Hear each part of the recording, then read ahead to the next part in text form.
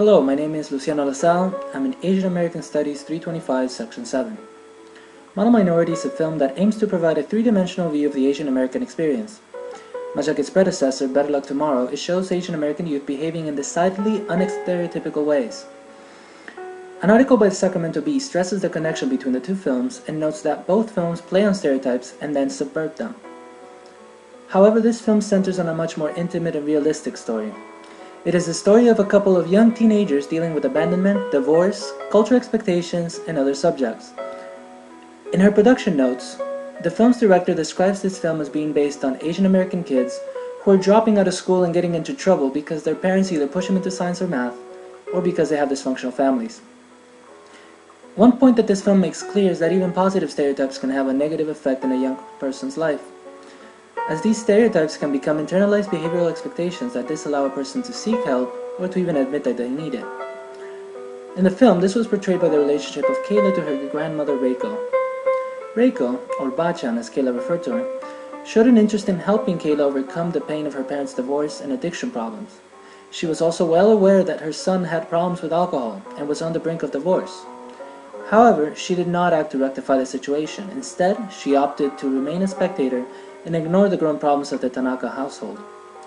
This is confirmed by the scene at the courthouse where she promises to no longer ignore her family's issues and face their challenges head-on. I believe that cultural expectations caused her to act in this way due to her phrase, "Japanese people don't go to prison." Model Minority is also a coming-of-age story about two sisters dealing with mature themes.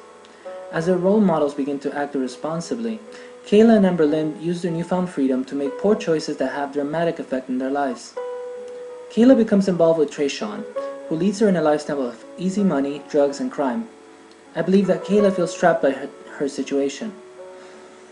The film shows this in scenes where Kayla calls Bachan over the phone to talk while at Trayshawn's house, then tries to visit her in her old clothes but finds herself unable to do it.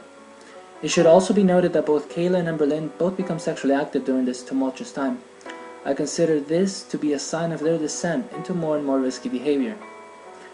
I believe the film portrayed teenage confusion regarding relationships in a very honest way. Like most, I've been a victim of teenage romance where ephemeral and irrational feelings are not tempered by a logical process, and one is just swept away by the moment. In the film, Kayla says she loves Trayshawn, but when asked why she loves him, she cannot come up with a solid response. In fact, when she becomes aware of his betrayal, she doesn't cry a single tear for him.